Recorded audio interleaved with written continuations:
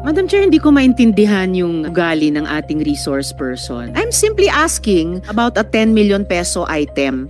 I don't appreciate this kind of attitude, Madam Chair.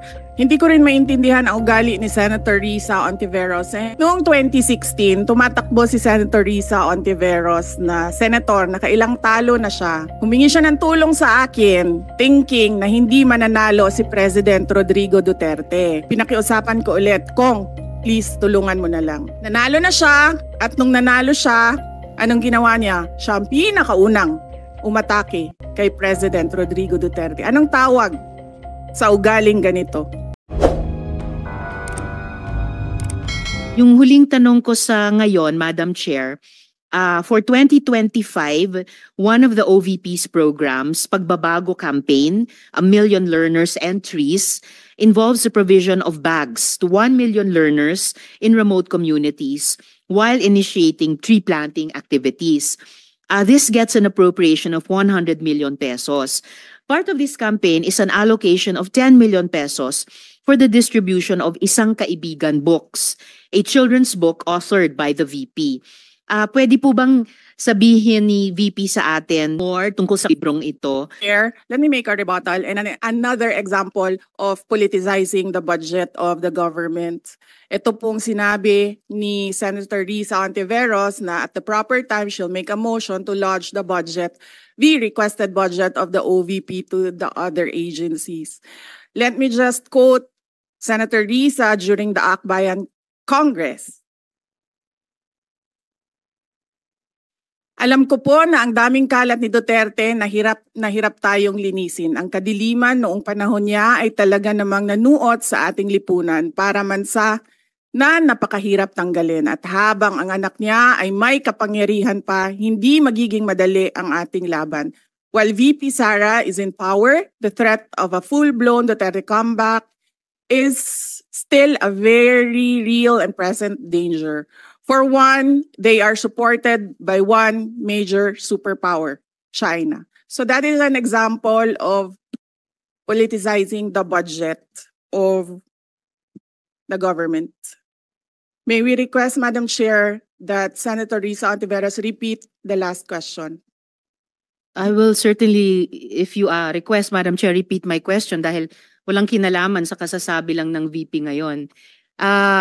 Alam nating lahat na miyembro ng iba't ibang partido, yung speeches natin sa ating mga kamiyembro sa mga party congresses ay hiwalay na event dito sa budget debates. So I really take exception dun sa sinabi ni VP na rebuttal iyan dahil halimbawa ito sa politicizing. In fact, wala akong tinanong tungkol sa China o kahit sino pa mang ibang bansa dito sa budget hearing na to. I am asking about yung national budget na ipapasa natin sa Kongreso para sa bansang Pilipinas sa taong 2025.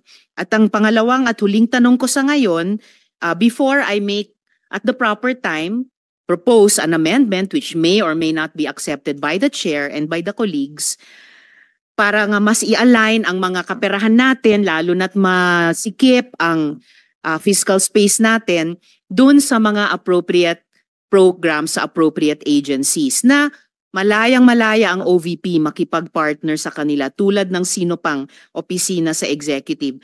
Ang tanong ko po ay ilang mga libro ng Isang Kaibigan ay bibilihin at i-distribute at ano, if the VP could tell us more about the contents ng librong ito.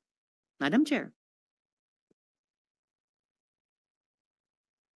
Madam Chair, the book is not for sale. We only pay for the publication of the book. And we will send Senator Ontiveros a copy so that she will know what is the content of the book. Oh, this question is not only for me, Madam Chair, para rin para sa mga kasama dito sa budget hearing. Baka ilang araw pa bago mapadala at mabasa ko, which I certainly will. But I am asking a question bilang isang mambabatas sa head of agency ng isang opisina sa executive dito sa budget hearing na to. Simpleng tanong.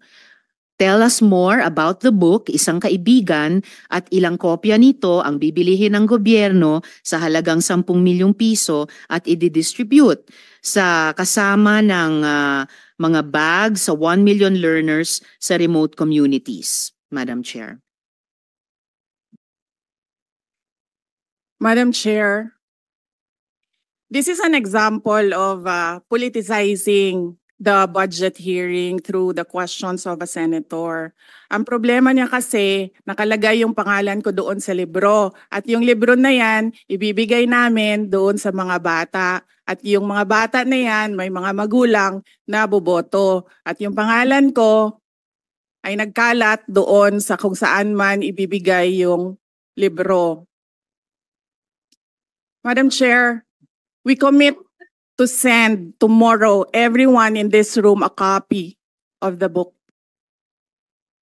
Madam Chair, hindi ko maintindihan yung ugali ng ating resource person.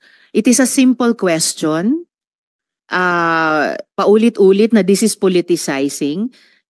Ang VP ang nagbanggit ng salitang boboto. Wala akong sinabing boboto. I'm simply asking, hindi ko ma-imagine we're making so much trouble, so much fuss about a 10 million peso item na itinatanong ko lang simpleng, what is the book about? At ilang kopya ang bibilihin ng gobyerno sa halagang 10 milyong piso at i-distribute. I don't appreciate this kind of attitude, Madam Chair. Usually, ang resource persons natin ay nagbibigay ng parehong institutional courtesy sa legislature na ibinibigay natin sa executive. I don't appreciate this kind of attitude. Tolentino, do you have Madam Chair? Madam Chair. Yes, Madam Chair. Hindi ko rin maintindihan ang ugali ni Senator Risa Ontiveros. And I do not appreciate, ano yung sinabi niya? I do not appreciate this kind of behavior and attitude. Madam Chair, noong 2016, tumatakbo si Senator Risa Ontiveros na senator, nakailang talo na siya. So, Dalawa, Madam Chair. okay, dalawa. Natatakot siya sa pangatlong talo niya, kaya pumunta siya sa Davao. Humingi siya ng tulong. Tinulungan siya ng isang kagawad ng Davao na ngayon hindi na siya sinusuportahan.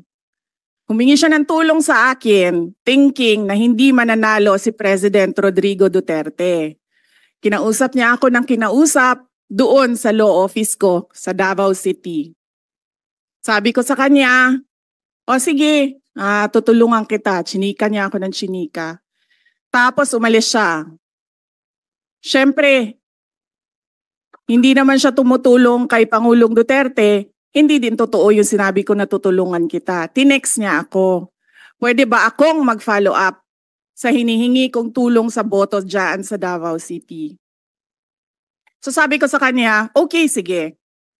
So tinawagan ko at sinabihan ko at pinakiusapan ko ng pinakiusapan si former Congressman Milen Garcia. Sabi ko sa kanya, Kong, tulungan mo ito. Bigyan mo na lang ng ilang barangay mo at ilang mga leaders mo.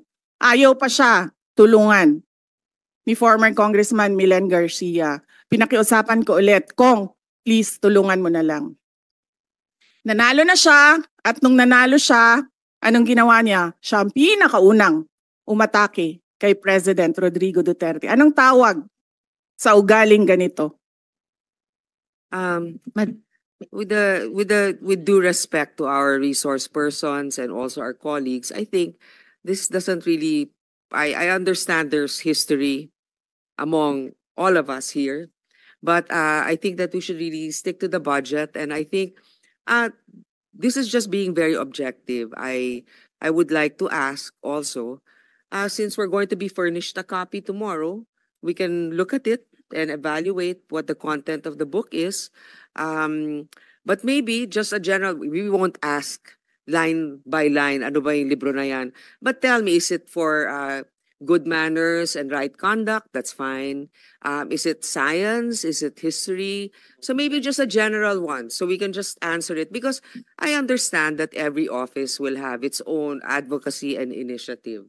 So, but then, I don't think it's also wrong for us to be curious what it is about. So just a general one. Any of the undersecretaries can tell me what the topic of the book is? Is it history? What is it? Madam Chair, the explanation is in the title, Isang Kaibigan. It's about friendship. Okay. Then that's for the record. It's about friendship. Madam Or- Chair, just a last point. Okay. So kung sana ganun yung naging sagot sa simula pa, 'di ba? Napakasimple. Simpleng tanong, dapat simpleng sagot. Nagkwento pa ng kwento na sinabi dati na walang kinalaman sa tanong ko. Just for the record, as a last point, Madam Chair, this is public funds and we're making inquiries about them. Budget hearing po ito. Hindi po lahat about you. Pera po ito ng taong bayan. For the record, I Madam think Chair. that's Thank not you, yet Madam Chair. personal, but I Yes. understand the emotion is high